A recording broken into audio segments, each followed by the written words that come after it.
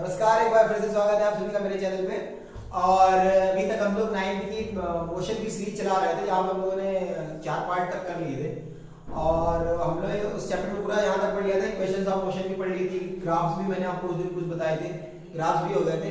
आज इस चैप्टर का जो लास्ट पार्ट है और इस चैप्टर का जो आखिरी लास्ट पार्ट बचता है सर्कुलर मोशन का, और कुछ एक दो ग्राफ और एक तो न्यूमेरिकल्स लगा करेंगे, उसके बाद चैप्टर को हम लोग समाप्त करेंगे। इसके बाद हम लोग इसका जो नेक्स्ट चैप्टर है 9th का वो शुरू करेंगे। आपका साउंड शुरू कर देंगे या एनर्जी शुरू कर देंगे, जो भी आपकी मर्जी होगी वो शुरू कर देंगे। उसके बाद बहुत जल्द एक दो दिन बाद 10th की सीरीज शुरू करने जा रहा हूँ मैं, जो 100 वीडियोस की, जिसमें मैं 100 वीडियो कोशिश करूंगा कि आपके उसमें 100 वीडियोस में आपको पूरा 10th के जितने भी चैप्टर हैं, साइंस के हो गए, मैथ्स के हो गए, वो सारे आपके क्लियर कर दिए जाए। चलिए देर ना करते हुए हम लोग शुरू करते हैं। और आज का जो टॉपिक है, पहला टॉपिक है, तो उसे लोगों ने ग्राफ के बारे में पढ़ लिया था कि अगर डिस्प्लेसमेंट टाइम ग्राफ है तो कैसा दिखता है यूनिफॉर्म के लिए, रेस्ट के लिए या नॉन यूनिफॉर्म मोशंस के लिए। और उसके बाद लोगों ने पढ़ा था कि वेलोसिटी टाइम ग्राफ कैसा होता है, एक्सेलरेशन टाइम ग्राफ कैसा होता है, ये सारे ग्राफ हम लोग बारे में बात कर ली थी। अगर आपने वो वीडियो नहीं देखा है तो आप जाकर के फिर से मेरे चैनल पे चेक करिए और वहां पे आपको वीडियो देखने को मिल जाएगी। आज हम लोग इसके बारे में बात करने जा रहे हैं कि अगर आपको वेलोसिटी निकालनी हो किससे, डिस्प्लेसमेंट टाइम ग्राफ से। क्या निकालना हो, क्या निकालना, हेडिंग क्या रहेगी आपकी, velocity using displacement time graph. Displacement time graph से अगर आपको वेलोसिटी निकालनी है बेटा तो कैसे निकलेगी, आज हम इस विषय पे बात करने वाले। चलिए सबसे पहले ग्राफ ड्रॉ कर देंगे, हमको ग्राफ की मदद से निकालना है, तो ग्राफ ड्रॉ करना पड़ेगा। तो हम ये ग्राफ ड्रॉ कर लेते हैं। आपका ये बेटा आपका हो गया टाइम, और बेटा ये आपका हो गया डिस्प्लेसमेंट, जो कि लगातार बढ़ रहा है। ठीक है, क्या निकालना है बेटा, वेलोसिटी निकालनी है डिस्प्लेसमेंट टाइम ग्राफ के लेकर के। क्या निकालना है, वेलोसिटी निकालनी है डिस्प्लेसमेंट टाइम ग्राफ को लेकर के। चलिए अब हम बात कर रहे हैं कि आप चाहे यहां शुरू करिए चाहे यहां शुरू करिए, बात एक ही है, हम यहां शुरू कर दें। अगर कोई यहां पर से ओरिजिन से शुरू कर रहा है ग्राफ, वो भी गलत नहीं है, हम ग्राफ शुरू कर रहे हैं यहां से। अगर आप ओरिजिन से शुरू करेंगे तब भी आंसर आपका सेम ही आएगा। मैं ग्राफ शुरू कर रहा हूं एक पॉइंट से, और ये ग्राफ है किसका बेटा, अगर आपसे मैं पूछूं ये ग्राफ किसका है, डिस्प्लेसमेंट टाइम ग्राफ है, तो आप बेटा कहेंगे यूनिफॉर्म मोशन कैसे, क्योंकि टाइम के साथ लगातार इसकी क्या है, डिस्टेंस बढ़ती जा रही है। टाइम के साथ क्या है, यूनिफॉर्म मोशन में डिस्प्लेसमेंट मतलब लगातार सीधी जा रही है, क्योंकि डिस्प्लेसमेंट क्या है, पॉजिटिव है। और दूसरी बात क्या है कि टाइम के साथ ये बढ़ती चली जा रही है। अगर मैं बात यहां से करूं तो वेलोसिटी टाइम ग्राफ के निकालने के लिए, अगर वेलोसिटी निकालेंगे बेटा यहां से, तो वेलोसिटी का अगर मैं इसको नाम लेना चाहूं, क्या नाम लेना चाहूं, पहले मैं यहां से कंस्ट्रक्शन कर लेता हूं बेटा। क्या कर लेता हूं, कंस्ट्रक्शन कर लेता हूं। कंस्ट्रक्शन क्या होगी, मैंने इसको यहां से नीचे एक जगह जोड़ दिया, इसको मैंने नाम दे दिया बेटा O, इसको नाम दे दिया बेटा A, और यहां से अगर मैं इसको कंस्ट्रक्शन दे दूं बेटा, इसको मैं नाम दे दिया B, और इसको नाम दे दिया मैंने, सॉरी इसको नाम दे दिया B, इसका नाम दे दिया मैंने C, और इसका नाम दे दिया A, और इसका नाम दे दिया D। ठीक है, आधा क्लियर, प्रॉब्लम नहीं। अगर मुझे वेलोसिटी निकालना है तो वेलोसिटी डिस्प्लेसमेंट टाइम ग्राफ के लिए अगर वेलोसिटी निकालेंगे तो क्या कहते हैं, स्लोप ऑफ कहते हैं, क्या कहते हैं, स्लोप ऑफ vt का या dt ग्राफ। इस ग्राफ का जो भी आपका स्लोप होगा वही कहीं ना कहीं आपकी वेलोसिटी होगी। स्लोप क्या होता है, अगर मैथ की भाषा में आप समझेंगे, स्लोप होता है height upon base, height upon base. Slope मतलब ये चीज, जो स्लोप मतलब एक तरीके से ऐसे करके गिर रहा है, स्लोप मतलब अगर आपने मैथ से स्लोप मतलब जो गिर रहा है नीचे करके, तो स्लोप। तो अगर मैं यहां से लिखूं तो वेलोसिटी क्या लिखूंगा बेटा, हाइट ऑफ ग्राफ अपॉन में base of graph, height upon में बेस। अगर मैं यहां से बेटा हाइट की बात करूं, आपसे हाइट पूछूं, मैं यहां इसकी हाइट क्या है, तो हाइट जो लोग ये बोल रहे हैं कि AD हाइट होगी, तो बेटा AD हाइट तो तब होती है जब ग्राफ ओरिजिन से होता, कहां से होता, ओरिजिन से होता। लेकिन अभी ग्राफ है कहां से, B पॉइंट से, तो कहीं ना कहीं बेटा इसकी हाइट ये नहीं हो जाएगी, कहीं ना कहीं इसकी हाइट हो जाएगी। इसकी हाइट क्या होगी बेटा, DC होगा, सॉरी इसकी हाइट क्या होगी बेटा, DC हो गई, क्या हो गई, DC हो गई। और इसका अगर मैं बेस बात करूं तो बेटा इसका बेस क्या हो गया, BC हो गया, क्या हो गया, BC। और कहीं ना कहीं बेटा जो आपका BC है, जो कहीं ना कहीं आपका BC है वो OA के बराबर है। BC क्या है, OA के बराबर है। तो अगर मैं यहां से लिखना चाहूं तो DC अपॉन में OA लिख सकता हूं। हाँ बोलो भाई, DC अपॉन में OA लिख सकता हूं। यही वेलोसिटी है ग्राफ की मेथड से। अगर आपको जब क्वेश्चन देगा, यहाँ पर न्यूमेरिकल वैल्यू देगा, आपको न्यूमेरिकल वैल्यूज देगा और वहां पर से आपको उठा करके रखना होगा। आप सीधा मेथड समझिए इसका क्या है कि वेलोसिटी अगर निकालनी है आपको डिस्प्लेसमेंट टाइम ग्राफ से, बेटा स्लोप ऑफ ग्राफ निकाल लीजिए। स्लोप ऑफ ग्राफ निकालेंगे तो क्या होगा, हाइट ऑफ ग्राफ और बेस ऑफ ग्राफ। हाइट क्या थी बेटा, ये 30 थी। अगर ग्राफ यहाँ ओरिजिन से बाय चांस मैंने उठाया होता तो हमारी हाइट पूरी हो जाती, लेकिन ग्राफ कहां से है, यहां से है, तो हाइट यहां से। अब जब आप ओरिजिन से लेंगे तो आपके लिए ये हाइट हो जाएगी, आंसर उससे भी सेम आएगा। लेकिन ये क्वेश्चन पर डिपेंडेंट करेगा कि अगर बाय चांस यहाँ न्यूमेरिकल वैल्यू दी होगी, अगर आपको बेस बता देगा और हाइट बता देगा, तो अगर आप वेलोसिटी निकालना चाहें तो वहां से आप वेलोसिटी निकाल सकते हैं। ये हो गया आपका velocity using displacement time graph. अगर आपको वेलोसिटी निकालनी है और आपको ग्राफ दे रखा है, तब अगर आप वेलोसिटी निकालना चाहते हैं ग्राफ की मदद से, तब आप ऐसे निकाल सकते हैं। ठीक, अब हम लोग बात करेंगे बेटा, जब हम लोग वेलोसिटी की बात भी कर रहे हैं तो कहीं ना कहीं एक्सीलरेशन तो निकाल सकते हैं, सब चीजों से बिल्कुल निकाल सकते हैं बेटा। तो अगली हेडिंग होगी आपकी एक्सीलरेशन। क्या निकालना हम लोगों को, एक्सीलरेशन। अब एक्सीलरेशन निकालेंगे तो एक्सीलरेशन में आपको बताया था एक्सीलरेशन होता है क्या है, चेंज इन वेलोसिटी होती है। क्या होती है, चेंज इन वेलोसिटी। जो आपका वेग में चेंज होता है, जो आपका वेग में चेंज होता है, कहीं ना कहीं वही आपका एक्सीलरेशन है। तो अगर एक्सीलरेशन टाइम ग्राफ की बात करेंगे, अगर एक्सीलरेशन निकालना है बेटा, क्या निकालना है, एक्सीलरेशन निकालना है आपका किसके मदद से, तो आप वेलोसिटी टाइम ग्राफ फ्रॉम या विद द हेल्प ऑफ लिख लो, फ्रॉम वेलोसिटी टाइम ग्राफ। कहां से निकालेंगे, फ्रॉम वेलोसिटी टाइम ग्राफ से। ठीक है, ठीक है। तो पहले क्या करेंगे हम लोगों ने, जैसे पिछले क्वेश्चन में किया था, तो पहले ग्राफ ड्रॉ करेंगे। सर ये आपका ग्राफ ड्रॉ होगा, ये आपका क्या है सर, वेलोसिटी है जो लगातार बढ़ रही है, सर आपका ये क्या है, टाइम है जो लगातार बढ़ रहा है। वेलोसिटी, अगर मैं आपको एक्सीलरेशन की बात करूं तो एक्सीलरेशन आपको क्या बताया था, एक्सीलरेशन क्या होता है, चेंज इन वेलोसिटी होती है। एक्सीलरेशन अगर यहां से निकालेंगे, जैसे हमने वहां पर पीछे लिखा था कि जब हमने वेलोसिटी निकाली थी, हमने क्या होता था, स्लोप ऑफ ग्राफ। यहां पर भी स्लोप ही निकल के आएगा, क्या निकल के आएगा, स्लोप ही निकल के आएगा। अब पहले ग्राफ ड्रॉ तो करें, हम इस ग्राफ को फिर से ओरिजिन से ना उठा करके बेटा यही उठा रहे, क्या उठा रहे, ना उठा रहे, कहां उठा रहे, ना उठा रहे। अब फिर से कंस्ट्रक्शन करेंगे हम, तो फिर से अगर कंस्ट्रक्शन करेंगे तो बेटा इसको फिर से नीचे जोड़ लेते हैं, यहां से फिर से इसको जोड़ लेते हैं, इसका नेमिंग कर देते हैं, इसको नाम दे देते हैं O, इसको नाम देते हैं A, इसको नाम देते हैं B, और इसको नाम देते हैं C, और इसको नाम देते हैं बेटा D। आप अपनी मन से नेमिंग कुछ भी आप करिए, उससे कोई प्रॉब्लम है नहीं। स्लोप ऑफ ग्राफ निकालना है। अगर स्लोप ऑफ ग्राफ मैंने आपको पीछे बताया, स्लोप ऑफ ग्राफ होता क्या है, हाइट ऑफ ग्राफ अपॉन में बेस होता है, हाइट अपॉन में बेस होता है। बेटा यहां से अगर मैं आपके हाफ से हाइट की बात करूं तो हाइट आप कहीं ना कहीं आप BC बोलेंगे, क्या बोलेंगे, BC बोलेंगे। तो हाइट यहां से क्या हो गई बेटा आपकी, BC हो गई। और अगर मैं बेस की बात करूं तो बेस क्या है बेटा, इसका AC है, क्या है, AC। तो BC अपॉन में अगर AC की बात करें तो AC को कहीं ना कहीं आप OD भी लिख सकते हैं, क्योंकि ये दोनों सेम है। AC को क्या लिख सकते हैं, OD लिख सकते हैं। तो ये आपका क्या हो गया बेटा, एक्सीलरेशन हो गया। क्या निकल के आ गया बेटा, एक्सीलरेशन हो गया by using velocity time graph. अगर आपके पास वेलोसिटी टाइम ग्राफ दे रखा है तो आप उसका यूज करके क्या निकाल सकते हैं, एक्सीलरेशन निकाल सकते हैं। अभी मैं इस पे दो क्वेश्चंस कराऊंगा तो आपको जरा क्लियर होगा कि फिजिक्स क्या है, क्वेश्चन से क्लियर होती है। कहां से इसका इंप्लीमेंट कैसे होगा, वहां से आपको क्वेश्चन क्लियर हो जाएंगे, तब आपको समझ में आ जाएगा कि आखिरकार ये पढ़ाया क्यों जा रहा है।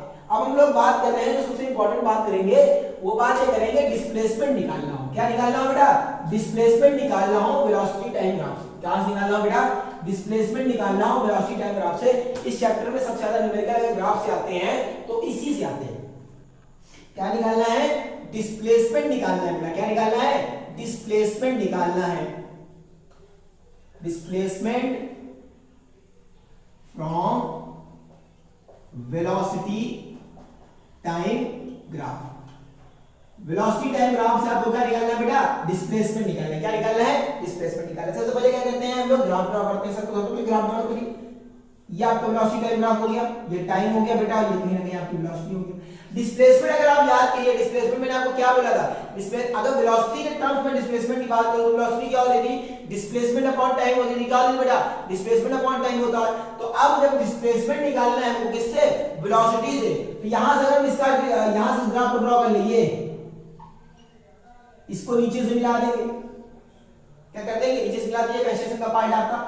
आप फिर से इसका क्या नाम दे दीजिए, O, इसका नाम दे दीजिए A, इसका नाम दे दीजिए B, इसका नाम दे दीजिए C। क्या नाम दे दीजिए।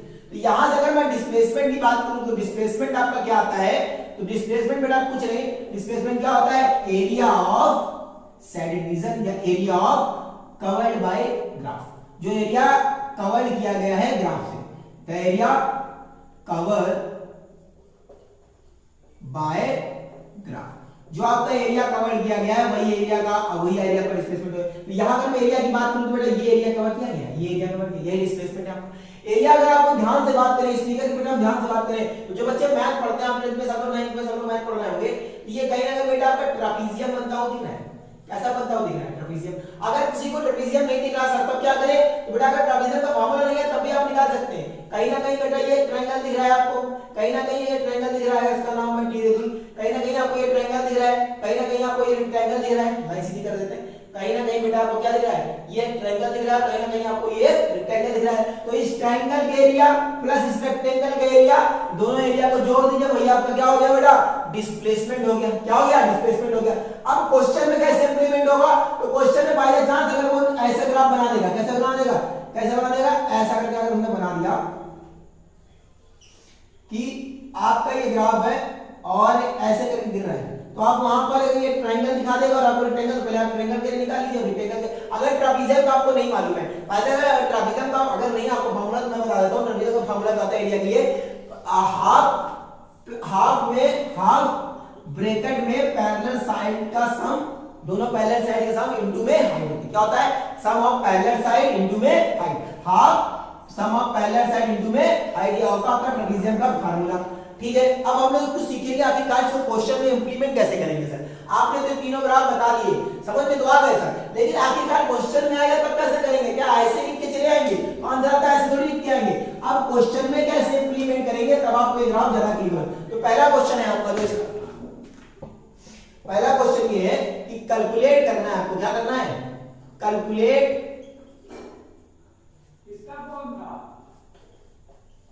Total acceleration. आपको एक्सीलरेशन बताना है पूरे फिगर्स का, जो भी फिगर बनाया है उसका एक्सीलरेशन बताना है। दूसरी बात ये है कि आपको उसकी डिस्प्लेसमेंट बतानी, क्या बताना है, सॉरी पहले डिस्प्लेसमेंट एक क्वेश्चन करते हैं, क्या करते हैं, डिस्प्लेसमेंट करते हैं तो ज्यादा सही आएगा, क्योंकि डिस्प्लेसमेंट से पहले बनाए, एक्सीलरेशन भी बताएंगे। एक्सीलरेशन तो नॉर्मल क्वेश्चंस आते हैं, अभी वो से बताएंगे।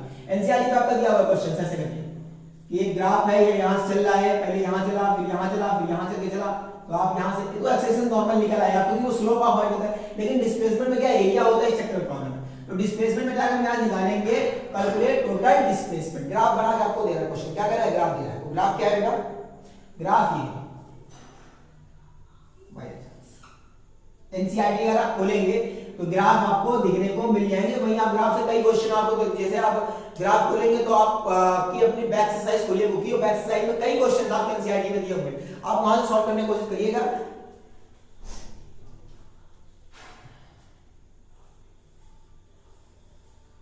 ठीक है, अब यहां से ये क्या है बेटा, कैलकुलेट करना है डिस्प्लेसमेंट, ये वेलोसिटी हो जाएगा, कहीं ना कहीं ये आपका क्या हो जाएगा, कहीं ना कहीं ये क्या होगा, वेलोसिटी हो गया, कहीं ना कहीं ये क्या होगा आपका टाइम। अब हम लोग निकालने क्या निकालने हैं बेटा कि यहां से 0 है, ये 10 है, ये 20 हो गया आपका, ये बेटा 30 हो गया, ये बेटा 40 हो गया, और इसके बाद लंबा, और ये यहाँ पे वैसे ही 10 हो गया, ये 20 हो गया, ये आपका 30 हो गया, और ये आपका 40 हो गया। अब हमको क्या निकालना है बेटा, यहाँ पर से इसका डिस्प्लेसमेंट निकालना है। पीछे मैंने आपको डिस्प्लेसमेंट का फार्मूला क्या बताया था, area covered by the, sorry area covered by the graph. जो भी ग्राफ के द्वारा एरिया पूरा कवर किया है उसको कहा गया। तो इसका एरिया अगर मैं यहां इसको डिनोट कर दूं, ये 40 पे है, और मैं इसको यहां पर से और बांट दूं, कहां से बांट दूं बेटा, यहां से बांट दूं, ये 10 है, और ये बेटा आपका 20 है, और ये आपका 30 है, और ये आपका 40 है। तो ये कहीं ना कहीं यहां पर आके बेटा गिर रहा है। अब इससे देखिए, इस फिगर में आपको क्या दो फिगर्स नहीं दिख रहे, इस फिगर में दो फिगर नहीं दिख रहे। कौन कौन से फिगर दिख रहा है सर, एक सर ये दिख रहा है और एक सर ये दिख रहा है। क्या दिख रहा है, एक सर ये दिख रहा है और एक दूसरा फिगर ये भी दिख रहा है। अगर मैं इसकी बात कर लूं तो बेटा आपको क्या दिख रहा है, रेक्टेंगल दिख रहा है। ये आपको क्या दिख रहा है बेटा, ये आपको क्या दिख रहा है, ये आपको दिख रहा है सर ट्रायंगल। क्या दिख रहा है सर, ट्रायंगल। या अगर पूरे फिगर की हम बात करें, सर ये अगर आप इसको बात करेंगे, ये ट्रायंगल हो गया, ये रेक्टेंगल हो गया। तो अगर आप चाहें तो ऐसे भी निकाल सकते हैं, पहले इस ट्रायंगल का एरिया निकालिए, फिर इस रेक्टेंगल का एरिया निकालिए, फिर इस रेक्टेंगल का एरिया निकालिए, और तीनों को आपस में जोड़ दीजिए। आप वैसे भी निकाल सकते हैं। या जो दूसरा मेथड बनता है कि कहीं ना कहीं ये पूरा फिगर क्या है, ट्रापीजियम बनना है। क्या बनना है, ट्रेपीजियम बनना है। कैसे ट्रेपीजियम बनना है, ट्रेपीजियम कैसे देखा आपने, ये देखिए ट्रेपीजियम बनना है, दो पैरेलल साइड भी है इसके पास और पूरा ट्रेपीजियम बनना है। कैसा बनना है, ट्रेपीजियम बनना है। आपको ट्रेपीजियम कैसे दिख रहा है, सीधा सिंपल सा साधारण सा दिख तो रहा है ट्रेपीजियम आपका, ये देखिए फिगर आपको ट्रेपीजियम जैसे दिख रहा है चार साइड पे। अब ट्रेपीजियम के लिए जो फार्मूला का डिस्प्लेसमेंट निकालना है, एरिया कवर्ड बाय द, हमने बोला था आपसे ट्रेपीजियम का जो फार्मूला हमने आपको बताया था half sum of parallel sides plus sorry into में हाइट, और यहां पर दूसरा एरिया आपको कौन सा दिख रहा है, रेक्टेंगल का, तो L into B हो गया, L into B हो गया। रेक्टेंगल का आपको फार्मूला याद होगा क्या होता है, L into B होता है। अब मैं यहां पे सम ऑफ पैरेलल साइड बात कर लूं, तो सम ऑफ पैरेलल क्या है, साइड बेटा क्या है, एक तो आपकी ये पैरेलल साइड ये जो सीधे सीधे चली आ रही, और बेटा आपकी क्या है, एक ये है जो पैरेलल साइड से सीधे चली आ रही, एक ये हो गई बेटा और एक ये हो गई, ये दोनों आपस में पैरेलल तो है। आपको ये नहीं कहेगा अक्सर ये तो छोटी है तो बड़ी है, ये तो छोटी है तो बड़ी है, ऐसा नहीं होता बेटा।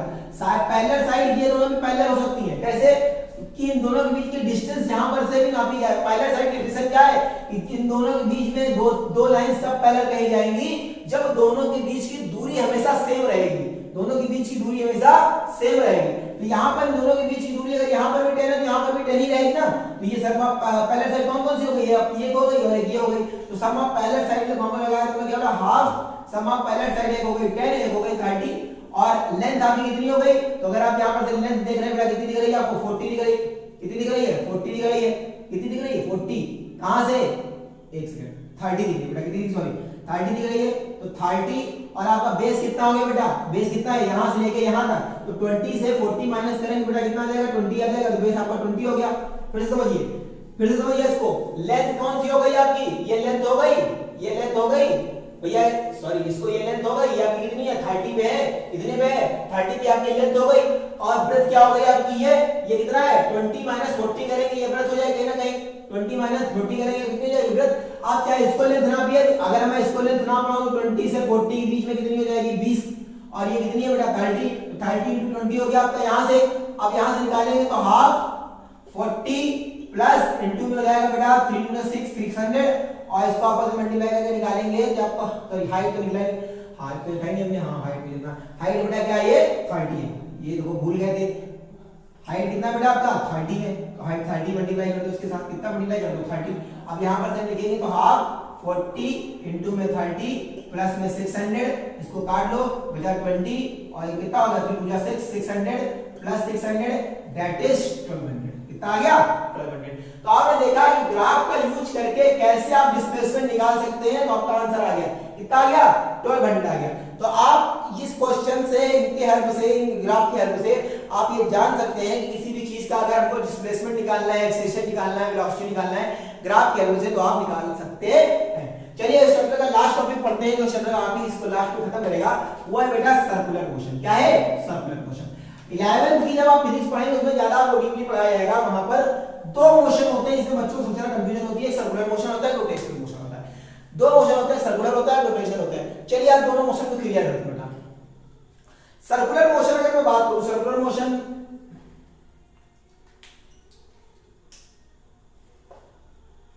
तो मार्कर ही निकल रहा है कोई भी,